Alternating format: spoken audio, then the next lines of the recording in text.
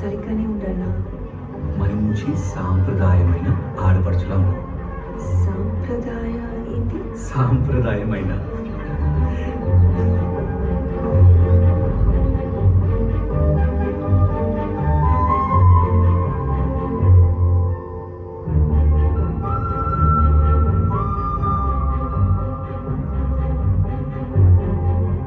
ఓ madam, భయం వేస్తుందా? నీకేస్తుందా? మరి 3 ఏళ్ళైంది కదా, ఎలా మాట్లాడతారో ఏంటో అని. నిన్ను చూస్తానే కోపం అంతా కరిగిపోతుంది. నువ్వు చూస్తూ ఉండు. నువ్వు కూడా అందరికీ ఇట్టే నచ్చేస్తావు చూడు. నచ్చాల్సిందే. నచ్చేదాకా ఎవరిని వదలండి. చూస్తా ఉండు, మొత్తం సెట్ చేస్తా. అనవసరంగా ఎక్కువ కష్టపడు. అదెట్లా? మరి నేను నచ్చాలి కదా అందరికీ. ఓహో, అంతుందా?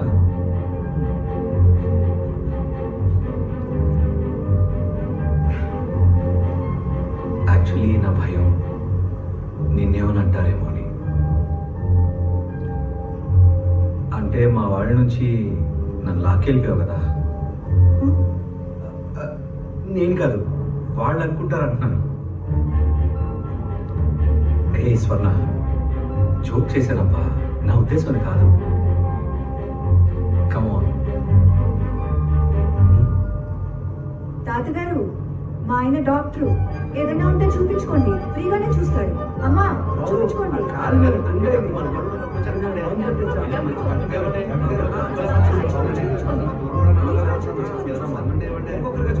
Okay okay okay.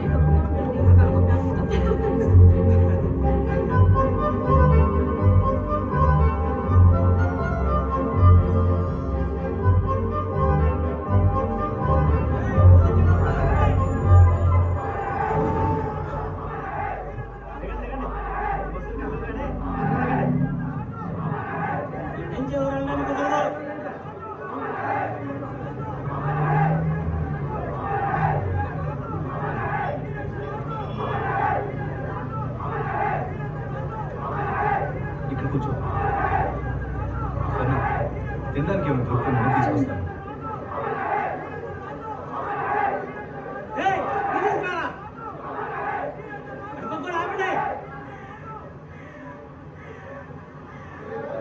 చాలా కష్టపడి ఉంటారు కదన్నా జనాల్ని తీసుకొచ్చేదానికి, ఈ రాళ్ళు మోసుకొచ్చేదానికి. అంతే కదా మరి. ఉదయం 4 ఎత్తే కానీ పని అవ్వలేదు. నాకు అర్థం కాక అడుగుతున్నా, ఏమనుకోకన్నా. ఇట్లా రోడ్డు మీద అందరినీ ఆపేస్తే ఆయన ఆత్మ శాంతిస్తుందనేది ఏమైనా కాన్సెప్టా? రోడ్లోనే కాదు, ఊరు మొత్తం బంద్. స్కూళ్ళు, షాపులు 3 రోజుల దాకా. ఇవన్నీ మేము బంద్ చేపిస్తేనే ఆయన ఆత్మ గౌరవిస్తున్నట్టు లెక్క. గౌరవ ఆత్మశాంత రెండు వేరే వేరే కదా. గౌరవిస్తే ఆత్మ శాంతిస్తుందిగా.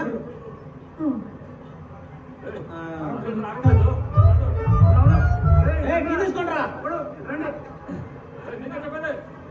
అన్నా, కానీ నిన్నటి వరకు జనాలంతా రోడ్డు మీద తిరిగేవాళ్ళు, షాపులంతా ఓపెన్ చేసేవాళ్ళు. మరప్పుడు ఆయనకి గౌరవం అయినట్లా? వాళ్ళ ముందు తిరిగేవాడు, డైరెక్ట్గా ఇచ్చేసేవాళ్ళం. ఇప్పుడు లేడు, ఇలా చేస్తున్నాం. తప్పండి ఎరా. ఈ జెండాలు ఎక్కడి నుంచి వచ్చినాయి? రంగయ్య గారి టైలరింగ్ షాప్ నుంచి. ఓహో, ఆయన పోయినా కూడా షాప్ తెచ్చినారనమాట. జెండాల కోసం 1 గంట మళ్ళీ మూసేసాం. మరి టీలు, కాఫీలు? సావిత్రమ్మ టీ షాప్ ఏంటి ఇప్పుడు? అయితే ఏంటి ఇప్పుడు చెప్పండి. అట్లయితే జెండాల కోసం అర్ధగంట, టీల కోసం కాలగంట, పూలదండల కోసం ఇంకో కాలగంట. మాకంటే ఎక్కువ మీరే మళ్ళా ఆయనకి గౌరవం లేకుండా చేసినట్టున్నారే. అంటే మా నాయకులు మేము అవమానిస్తున్నాం. ఒక్క నిమిషం ఆగలేరా స్వామి. ఏంటమ్మా మా నాయకులు మేము అవమానపరుస్తున్నామా? ఎవరు మీది? రేయ్, ఏం మాట్లాడుతున్నావు? ఊరు కొత్తగా వచ్చావేంటి? మా నాయకులు మేము అవమానపరుస్తున్నామా?